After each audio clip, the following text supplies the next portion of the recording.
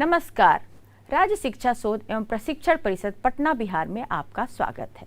बच्चों, आज हम लोग गणित विषय में कक्षा 4 के अध्याय 7 जिसका नाम है भिन्नात्मक संख्याओं, भिन्नात्मक संख्याओं के बारे में हम लोग आज सीखेंगे। ठीक है बच्चों, तो हम लोग भिन्नात्मक संख्याओं को सीखने से पहले बच्चों हम लोग एक कहानी सुनते हैं, और वो कहानी है एक छोटी सी लड़की परी नाम की। ठीक है, वो जो लड़की है परी, उसको कला में बहुत शौक है। कला मतलब आर्ट में बहुत शौक है, और वो चित्रकारी करना बहुत पसंद करती है। तो आज उसकी छुट्टी थी, रविवार था, तो उसके घर में मम्मी बोलती थी थोड़ा पढ़ाई कर लो। तो वो पढ़ने के लिए गई, लेकिन उसका इतना ज़्यादा इंटरेस्ट कला में था कि वो एक चार्ट पेपर उठाई और बोली कि आज मैं इस पे कुछ अच्छी सी चित्रकारी करती हूँ और इतना अच्छा कुछ बनाऊंगी कि उसमें मम्मी देख के खुश हो जाएगी। तो फिर उसने एक चार्ट पेपर लिया और उसके बाद चित्रकारी के लिए तैयार हो गई। तो बच्चों, परी ने एक इस तरह का चार्ट पेपर लिया। अब आप सोच रहे होंगे कि ये ब्लैक कलर के चार्ट पेपर पे परी कैसे बनाएगी। तो बिल्कुल आप सोचिए, वो वाइट कलर के पेंट से कुछ पेंटिंग करने वाली थी, उससे चित्रकारी करने वाली है। ठीक है, तो उसने ये चार्ट पेपर लिया। ठीक है, और अभी तैयारी कर ही रही थी कि पेंटिंग करने के लिए, तब तक उसकी सिस्टर गुनगुन आ गई। और गुनगुन बोली कि देखो परी, तुम क्या करने जा रही हो। तो परी बोली कि मैं तो चित्रकारी करने जा रही हूँ। तो गुनगुन बोली कि तुम जो चित्रकारी करने जा रही हो ना, मैं भी आज चित्रकारी करूँगी। मेरा भी आज संडे है, आज मेरा भी छुट्टी है और मैं भी चित्रकारी करूँगी। तो परी बोली कोई बात नहीं, तो तुम भी करो। तो गुनगुन बोलती तुम एक ही तो चार्ट पेपर घर में था, वो भी तुम लेके रखी हो, तो बताओ मैं कैसे बनाऊँगी। तो परी बोली कोई बात नहीं दीदी, हम लोग साथ में इसको डिवाइड कर लेते हैं। तो गुनगुन बोली कि हाँ चलो हम लोग इसको डिवाइड कर लेते हैं, आपस में बांट लेंगे। तो परी बोली लेकिन आप बड़ी हो, अभी आप क्या बोलोगी कि बड़ा वाला मुझे बड़ा पार्ट दे दो, मुझे छोटा, और मुझे छोटा दे दोगी। तो गुनगुन बोली नहीं, ऐसा हम कुछ नहीं करेंगे, हम लोग इसको बराबर भागों में बांट के आपस में ले लेंगे और उसके बाद हम लोग चित्रकारी करेंगे। तो परी बोली कि कैसे करेंगे दीदी, आप बताओ। तो बोली कि कोई बात नहीं, मैं बताती हूँ तुमको। हम लोग चार्ट पेपर ऐसे लेंगे, फिर उसको बीच से, यहाँ से देखो बच्चों, यहाँ से गुनगुन ने क्या किया, ये यहाँ से बीच से ऐसे देखो बराबर तरीके से यहाँ पे मोड़ा।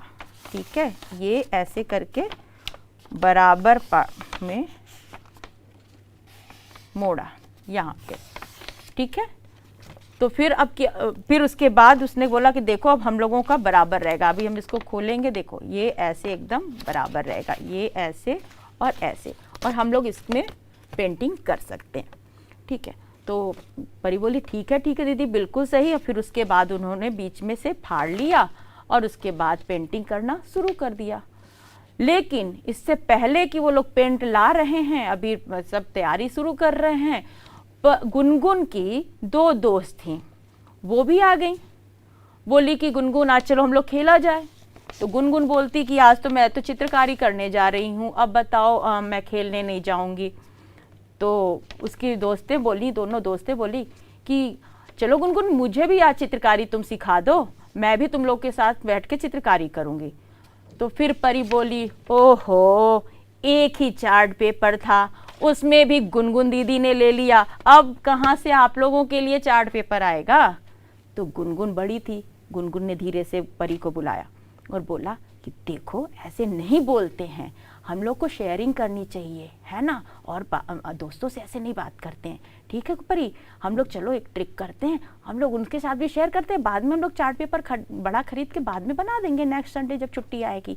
ठीक है, तो आज उनके साथ भी शेयर कर लेते हैं। तो गुनगुन बोली, तो परी बोली ठीक है दीदी, आप कह रही हो तो हम ऐसा करते हैं। फिर गुनगुन और परी दोस्तों के साथ आई।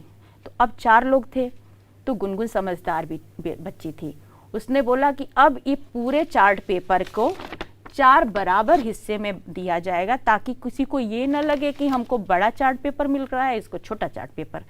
तो फिर परी बोली अब बताओ, 2 में तो आपने डिवाइड कर दिया, अब बराबर में 4 में कैसे डिवाइड करेंगी गुनगुन दीदी?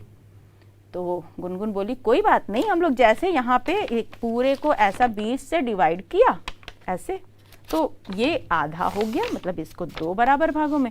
इसी तरीके से इसको और इसको हम लोग साथ में ऐसे मिलाएंगे परी, ऐसे ऐसे, फिर इसको यहाँ से फिर ऐसे मिलाएंगे ऐसे, तो फिर इसको ऐसे करेंगे तो ये जो है बराबर 4 हिस्से में बंट जाएगा। देखो ऐसे जब हम इसको खोलेंगे फिर यहाँ से काटेंगे तो फिर ये इस तरीके से 4 भाग में एक भाग सभी लोगों को इतना बड़ा बड़ा आएगा, और हम सभी लोग छोटे ही चार्ट पेपर में सभी लोग मिलके बनाएंगे, जिसको जो मन करेगा उसकी पेंटिंग बनाएंगे।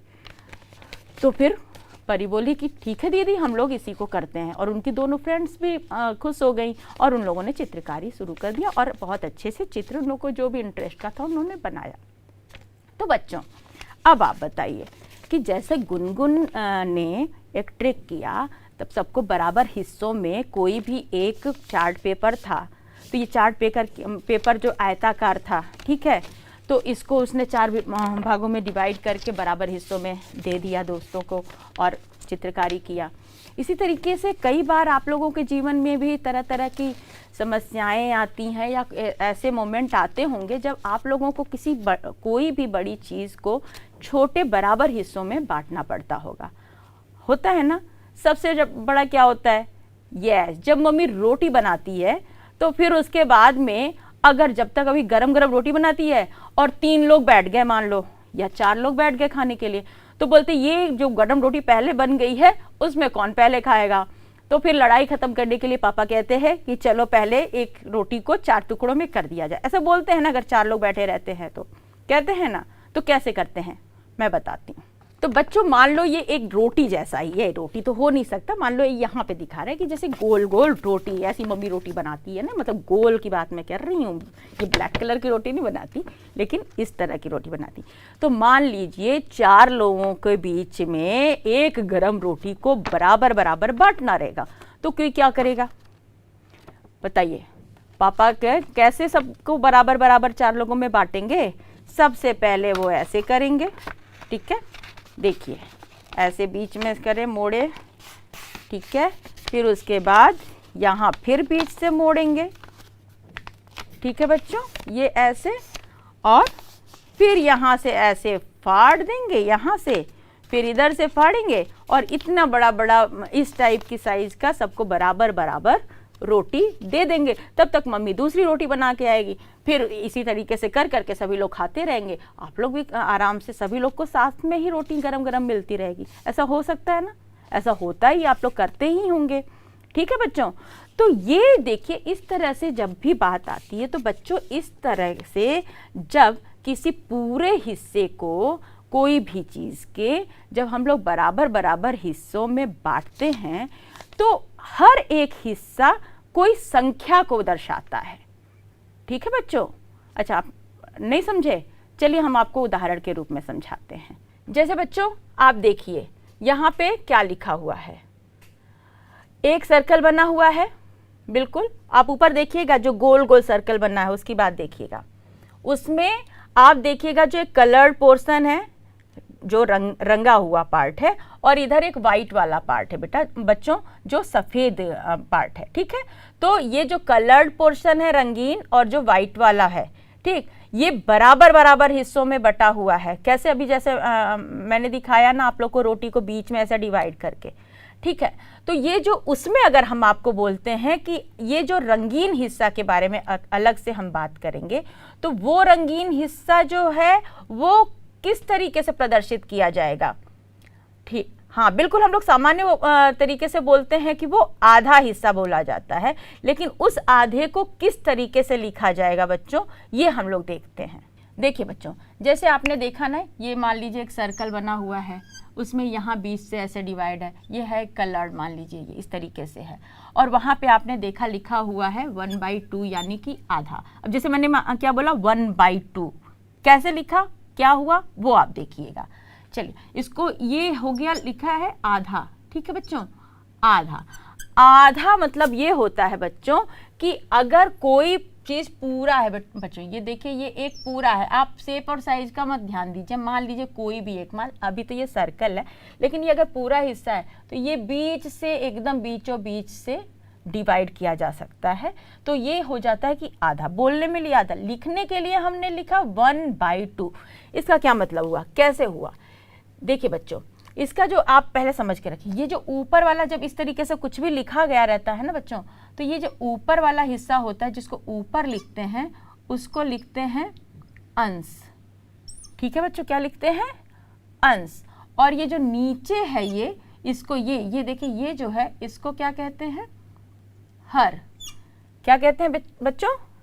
हर कहते हैं। इंग्लिश में बच्चों इसको जो अंश है उसको न्यूमरेटर कहते हैं, और जो नीचे रहता है हर उसको डिनोमिनेटर कहते हैं। ठीक है बच्चों, न्यूमरेटर और डिनोमिनेटर यानी अंश और हर। ठीक है बच्चों। अच्छा ये बताइए, अब हम लोग तरीका देखते हैं कि ये 1/2, इसका मतलब जब बच्चों ये है कि कोई भी एक पूरा यहाँ पे है, चित्र है या कोई भी एक वस्तु है, तो एक को कितने भागों में डिवाइड किया गया है? 2 में। ठीक है, तो जितने भागों में डिवाइड किया गया है, तो इसमें आपको एक हिस्से की बात पूछा है कि अगर ये आपको जो अनकलर्ड हिस्सा है, जो रंगीन नहीं है, वो हिस्सा जो है कितना होगा, तो इस पर्टिकुलर इस हिस्से की बात कर रहा है इसका, तो ये वाला हिस्सा होगा 1/2। 1/2 क्यों होगा? क्योंकि एक था पूरा और उसको 2 में डिवाइड किया गया है बच्चों। ठीक है, एक हिस्सा को 2 में डिवाइड किया गया है, यानी कि 1/2 हुआ। ठीक है, उसी तरीके से अगर हम अलग से इस हिस्से की बात करेंगे बच्चों, तब बताइए, अगर ये जो कलर्ड पोर्शन है उसकी बात करेंगे तो उसको किस तरीके से लिखेंगे? हाँ बिल्कुल सही, इसी तरीके से लिखेंगे। ये भी हिस्सा है 1/2। ठीक है बच्चों, 1/2। अच्छा चलिए हम कुछ और उदाहरण देखते हैं ताकि आप लोग की और क्लैरिटी हो उसमें। तो बच्चों देखिए, आपने अभी सर्कल का देखा, अभी ये आयताकार नीचे है ना, हाँ, उसको भी क्या है, ऊपर एक वाइट और जो नीचे कलर्ड है। ठीक है बच्चों, उसको भी बीच से मोड़ा जाएगा तो वो बराबर हिस्सों में बांटा गया है।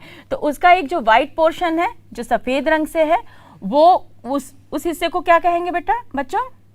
बिल्कुल, वो भी जो है 1/2 यानी आधा ही कहा जाएगा, बिल्कुल।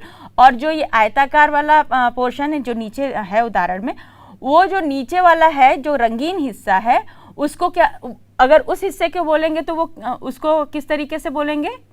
यस, उसको भी आधा ही बोलेंगे, 1/2 ही बोलेंगे। चलिए नेक्स्ट हम बताते हैं आपको। जैसे कि बच्चे आप इसमें देख सकते हैं, अब इसमें आप क्या देख रहे हैं, जो वो आयताकार चित्र था, वही चित्र में इसमें जो एक रंगीन पोर्शन के बारे में, कि ये जो रंगीन देख रहे हैं आप ना, वो रंगीन हिस्से के बारे में पूछ रहा है कि एक हिस्सा वो कैसे होगा, उसको किस तरीके से लिखा जाएगा और किस तरीके से पढ़ा जाएगा। ठीक है बच्चों, चलिए हम बताते हैं। आप देख सकते हैं कि उस पर लिखा हुआ 1/4। ठीक है, यानी ये 1/4 है। कैसे है बताते हैं आपको।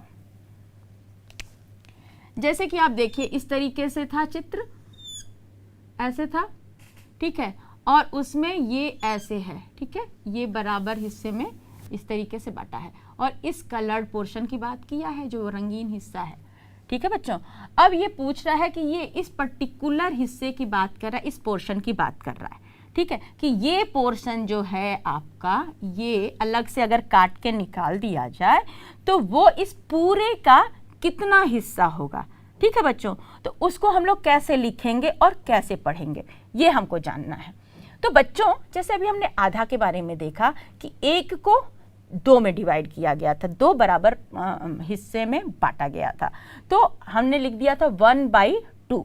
ठीक है, अब यहाँ पे है एक पूरा हिस्सा ये है, ठीक है, और उसमें से आप सिर्फ इतने हिस्से के बारे में आपको पूछ रहा है कि इतने हिस्से को आप किस तरीके से पढ़ेंगे और लिखेंगे। तो बच्चों उसी तरीके से अभी हमने आपको क्या बताया कि एक पूरे हिस्से को, ये पूरे हिस्से का पूछ रहा है कि ये कौन सा भाग होगा या कौन सा पोर्शन होगा, इसको कैसे लिखेंगे।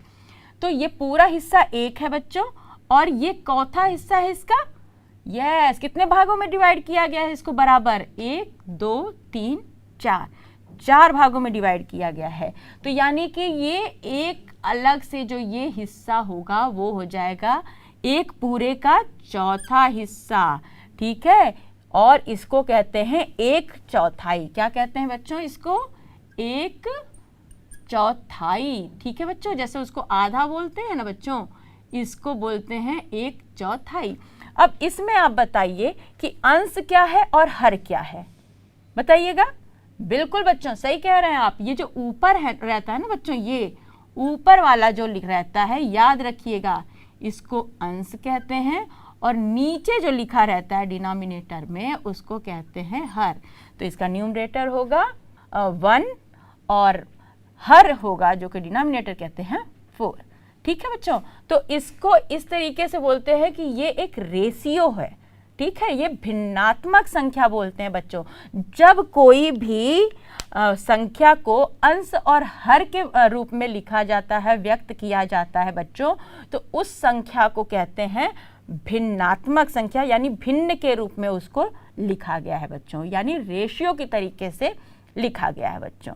चलिए अब एक कुछ और उदाहरण देखते हैं ताकि हम लोग और स्पष्ट इस बारे में हो सकें। बच्चों आप देखिएगा, ये जो सामने आपके चित्र है उसमें क्या है, आप एकदम ध्यान से देखिए। एक आयताकार चित्र है, उसमें जो आप देखिएगा कि जो कलर्ड पोर्शन है, जो रंगीन पोर्शन है, उसके बारे में पूछा है कि वो पूरे हिस्से का, यानी पूरे आयत का कौन सा हिस्सा है। जो रंगीन पोर्शन है बच्चों, ध्यान दीजिएगा, इससे पहले हम बात किए थे, उसमें जो वाइट वाला पोर्शन था, जो अनकलर्ड हिस्सा था, उसके बारे में पूछे थे। लेकिन अभी इसमें हम पूछ रहे हैं कि जो रंगीन हिस्सा है, ये पूरे हिस्से का चौथा हिस्सा है या कौन सा पार्ट है, ठीक है बच्चों। तो इसके बारे में यहाँ पे आप देख रहे हैं, लिखा है कि 3/4 यानी 3/4। अब वो कैसे है, कंफ्यूज मत होइए, मैं आपको बताती हूँ। देखिए बच्चों, ये कुछ चित्र ऐसे था, देखिएगा, एक ऐसे है, मान लीजिए बीच में हमने इसे डिवाइड कर दिए बच्चों। उसके बाद यहाँ पे था, इसे बीच से देखिएगा, ये अगर इसको बीच में डिवाइड कर दिया था बच्चों, ये पूरे आयत को बीच से डिवाइड किया था, पहले एक बार ऐसे, फिर इसको बीच से डिवाइड किया है, फिर इसको बीच से डिवाइड किया है। तो इसमें सबसे पहले बच्चों हम लोग बात जानेंगे कि हर एक हिस्सा बराबर है, ठीक है बच्चों। बनाने में थोड़ा सा आपको लग रहा होगा कि कुछ थोड़ा सा ऊपर नीचे है, लेकिन है बच्चों, ठीक है। ये हर एक हिस्सा बराबर है। अगर मान लो इसको A मान के चलते, इसको B हिस्से को, इसको C और इसको D, ठीक है बच्चों। यानी कि जो A हिस्सा है वो B हिस्से के बराबर है, B हिस्सा C हिस्से के बराबर है और C हिस्सा D के बराबर है। ये सब एक दूसरे के बराबर है, ठीक है। हर एक हिस्सा, किसी को भी दिया जाए कोई लड़ाई नहीं होगी, सब लोगों के पास बराबर पहुंचेगा, ठीक है बच्चों। तो यहाँ पे जो आपने अभी उदाहरण में देखा था, उसमें ये इतना पूरा आपके कलर्ड था, रंगीन था, ठीक है बच्चों। ये है आपका रंगीन था, ठीक है। और आपसे यही पूछा गया है कि ये रंगीन हिस्सा इस पूरे आयत का चौथा हिस्सा है, ठीक है बच्चों। ये पूछा गया है। ये अभी इसके बारे में नहीं पूछा है कि जो A वाला हिस्से के बारे में नहीं बोल रहा है, जो B और C और D जो रंगीन हिस्सा है, ये पूरे आयत का कौन सा हिस्सा है, ठीक है बच्चों। तो इसके लिए हम लोग बताइए कि पहले हम लोग एक ही बोलते हैं कि अगर एक हिस्सा कौन सा हिस्सा रहेगा बच्चों, ये देखना है। तो अभी हम लोगों ने देखा कि अगर ये एक पूरा हिस्सा रहता है तो इसको पूरे को जितने बार में डिवाइड किया जाता है, जितने हिस्से में बांटा जाता है, लिख दिया जाता है, उसको अंश में लिख दिया जाता है कि जितना, मतलब ये पूरे हिस्से को तो 1 और कितने भाग में डिवाइड किया गया है बच्चों, तो 4 में। तो यानी एक अकेले हिस्से को बोलेंगे, अगर A को बोलना हुआ या D को बोलना हुआ या C या B, कोई भी एक हिस्सा बच्चों, ये होगा 1/4। कोई भी एक हिस्सा को कितना होगा, क्योंकि 1 को कितने भागों में डिवाइड किया गया बच्चों, 4, यस, 4 में डिवाइड किया। तो उसमें एक पहला हिस्सा, कोई भी हिस्सा ले लेंगे, D का भी लेंगे तो भी 1/4 होगा। उसके बाद C को भी ले लेंगे तो भी वो 1/4 ही होगा, क्योंकि वो भी 1 का 4 बार में उसको डिवाइड किया गया है। फिर एक B को लिखेंगे, वो भी 1/4 होगा, और A को करेंगे तो वो भी 1/4 होगा बच्चों, ठीक है। तो अब हमको जानना है कि बी, सी और डी मिला के पूरे आयत का कौन सा हिस्सा है, ये हमें जानना है ना बच्चों। हाँ, तो अब इसके लिए हम लोग क्या करेंगे बच्चों, बिल्कुल आसान सा, हम लोग तो प्लस जानते ही हैं, हम लोग जोड़ जानते ही हैं। हम लोग क्या करेंगे कि ये 1/4 हिस्सा ये है, तो 1/4 ये है, 1/4 है, जोड़ देंगे आपस में, ठीक है। तो यानी कि 1/4 1/4 मिलके 2/4 हो गया, और 2/4 और 1/4 मिलके 3/4 होगा। बच्चों इसके जोड़ का हम कुछ नियम है वो आगे हम लोग बताएंगे, लेकिन अभी के लिए आप ये समझिए कि आपको ये जब बराबर हिस्सा रहता है तो उसको उसी तरीके से जोड़ देते हैं जैसे कि अभी तक कोई भी जोड़ आप करते चले आए हैं। तो 1/4 को 1/4 में जोड़ेंगे 2/4 हुआ, और 2/4 को 1/4 में जोड़ेंगे तो 3/4 हो गया, ठीक है। अभी इसके बारे में बात नहीं करेंगे।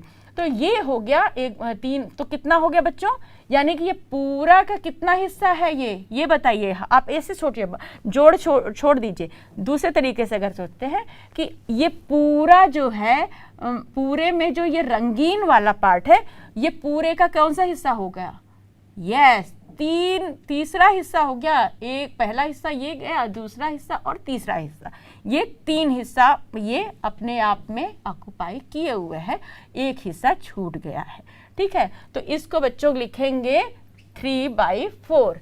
कैसे लिखेंगे बच्चों, 3/4, यानी कि 3/4। इसको लिखेंगे बच्चों, कहते हैं 3/4, ठीक है, 3/4। इससे पहले हम लोग इसको किए थे 1/2 को आधा बोले थे, 1/4 को 1/4 बोले थे। इसी तरीके से यहाँ पे बोल देंगे 3/4, यानी 3/4। अब आप बताइए 3/4 में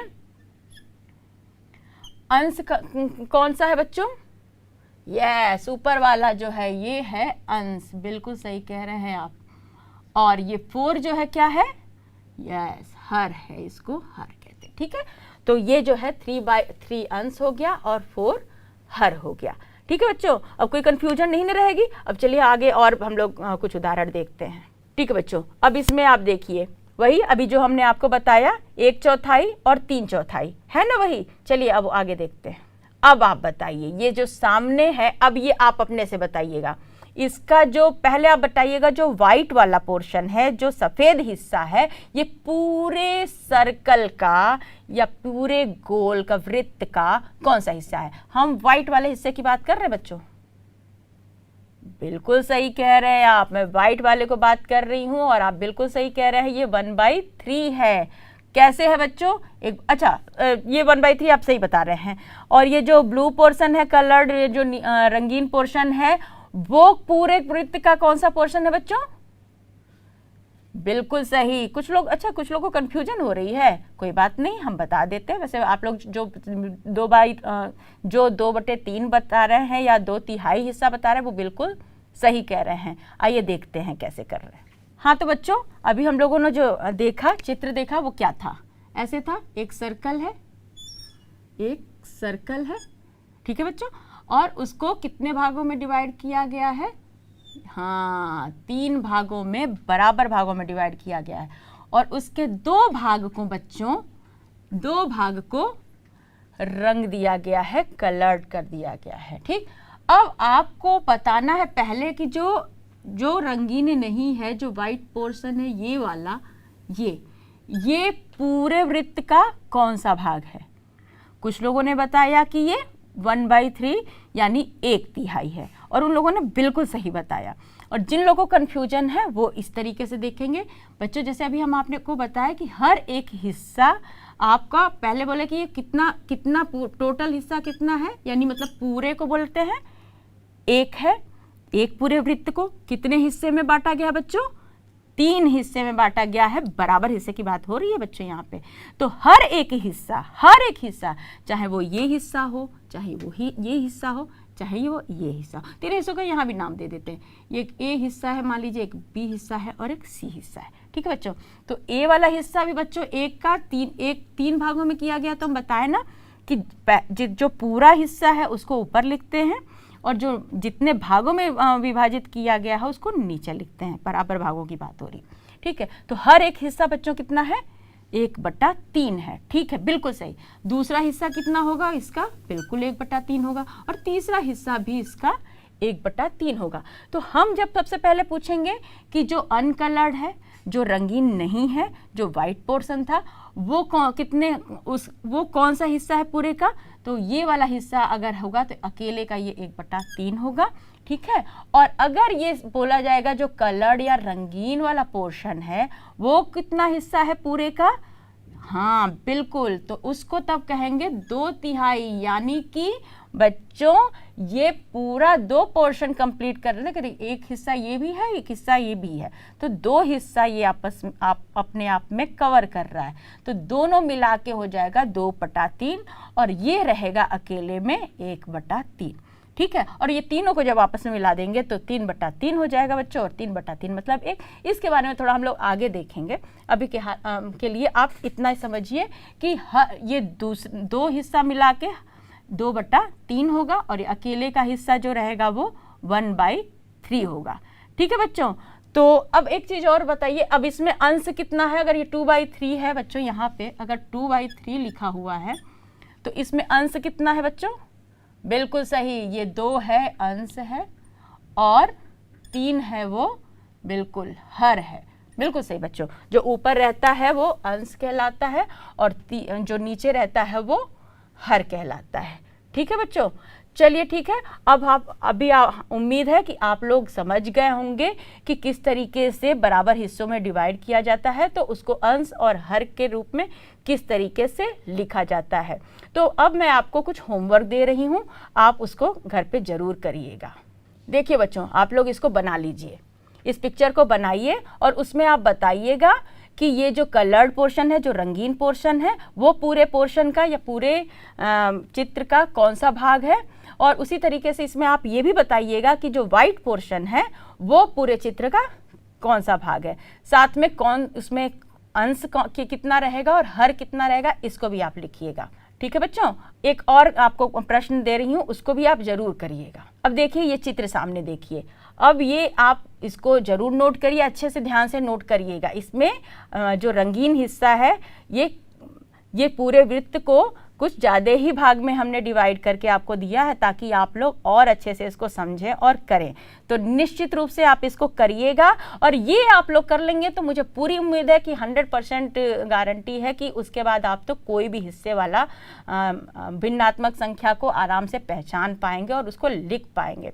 ठीक है बच्चों, तो इसको आप लोग नोट करिए और इसमें आप बताइएगा कि जो रंगीन वाला भाग है वो पूरे वृत्त का कौन सा भाग है, और उसमें अंश में कौन सा संख्या रहेगी और हर में कौन सी संख्या रहेगी, ये आप जरूर लिखिएगा।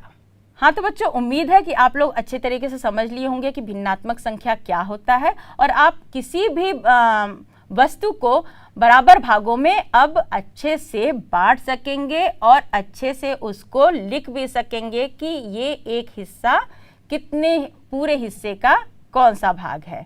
ठीक है बच्चों, तो फिर मिलेंगे आगे कुछ और नई जानकारियों के साथ। तब तक आप लोग हंसते रहिए, मुस्कुराते रहिए और गणित के साथ खेलते रहिए। नमस्कार।